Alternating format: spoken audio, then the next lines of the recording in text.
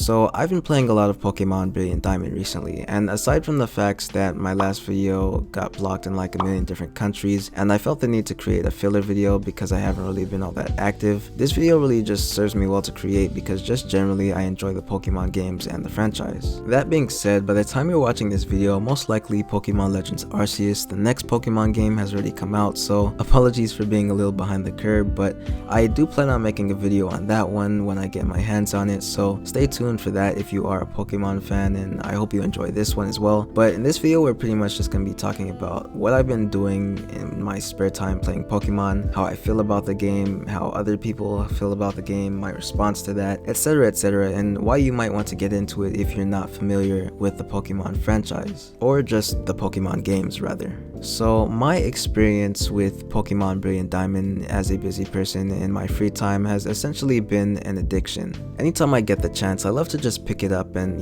play through it for a little bit, get to different towns, play different levels and battles and whatnot, and it's very enjoyable. A big deciding factor in why I chose to get this game is the fact that it's a remake / remaster of my favorite Pokemon game of all time and my first Pokemon game, the original Pokemon Diamond. What really sold it for me is the fact that they were pushing it to be an extremely faithful, basically remaster of the original game, and something that a lot of fans of that generation of Pokemon could really get behind and enjoy. And while they weren't lying, and there definitely is a lot of faithful recreations throughout the game, a lot of people take problem with that, and they seem to have been lacking a lot of features and have added a lot of features that people don't like that really just takes away from the experience for them. There's a key difference between people like me and myself and a lot of these people that don't like the game, and that's another thing I really wanted to talk about. While I have been addicted and I haven't really been taking much problem with the game, there are those who really look into the game for everything that it's worth, essentially playing the game with every little ounce of their awareness possible, and that really ruins the game for them, I feel. It makes them realize all the flaws that the game has, all the things that they took out and all the things that they could have put in, and essentially makes Brilliant Diamond,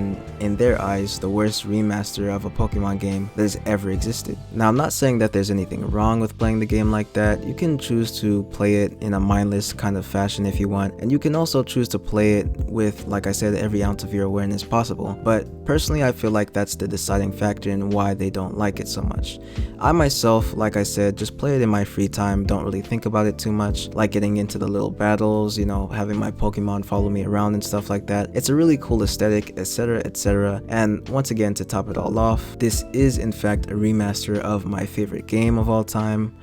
Rather my favorite Pokemon game of all time, but even then Pokemon is probably one of my favorite games in general of all time, but we're not going to get sidetracked. The point is that this game for me is something that I just haven't been playing with every little ounce of my focus. Because of that, my mind can sort of sort out the bad and, take in all the good that the game has to offer without, thinking too much about it. On the other hand, like I said, there's a lot of features that weren't added or that were left out that could have really made a difference in how great the game was, which would essentially grant it the title of one of the worst Pokemon games of all time, and remasters as well. Some of those problems would include the fact that it wasn't made on the same engine as the last Pokemon game, Pokemon Sword and Shield, which would essentially have given it a 3D look as opposed to the little sprite chibi look that the current Pokemon Brilliant Diamond has.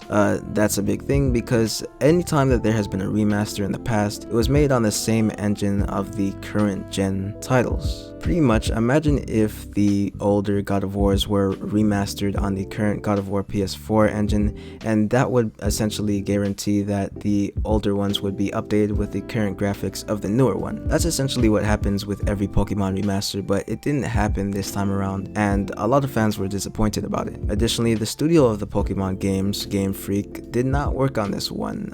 They actually passed it off to someone else, I hear, which really contributed in a lot of the changes that were made to the game that people didn't like. Even if it was passed off to Game Freak, I also know that a lot of people take problem with the fact that they really don't like to innovate with Pokemon games in general, so not much is brought to the game. Even if there was a couple fresh new features, there really weren't that much to be excited for, and can't really expect that much from Game Freak. So, you know, those are just a few problems that I hear people have with the game. There's also changes that they made to the battles and, you know, key mechanics of the game and stuff like that. A whole nother tangent that I could go off on. If you have a hyper awareness while playing these games, you will notice every single little bit of those changes and things that they didn't add in, and just problems with the game in general that will probably make it one of the worst Pokemon experiences that you could play, at least for you personally. As far as people like me go anyway, it's most likely going to be a far more enjoyable game to you. You won't think about it too much, and like I said, it's pretty fun to just get through the battles and do the basic stuff without thinking about it too much.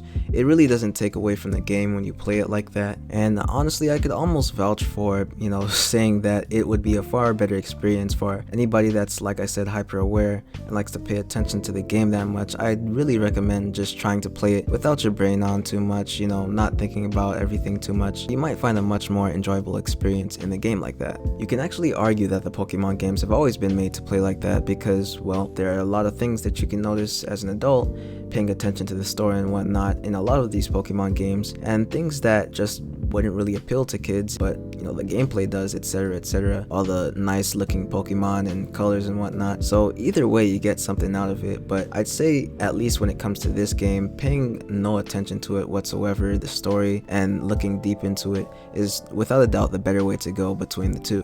The same goes with all the problems for the game. It would probably just be best to not focus on any of it at all. But yeah, that wraps up my little impromptu Pokemon Brilliant Diamond review. To sum it all up, the game is fun, it has its flaws, but if you try your best to not pay attention to those flaws, you'll definitely find much more enjoyment in the game. And yeah, I would probably 50-50 recommend you to get it, play it if you want to. Most likely, definitely would recommend getting into a different Pokemon game if it is your first, because this would definitely not do you justice. I'd say get into the older generations, anything before 5th generation I believe it is, which is Pokemon Black and White. Yes, definitely do get into those, including the original Pokemon Diamond and Pearl. But yeah, that's pretty much all I have to say. Other than that, if you enjoyed the video, go ahead and toss a like, comment if you want, consider subscribing. But as always, this has been Tenta. Stay easy, guys.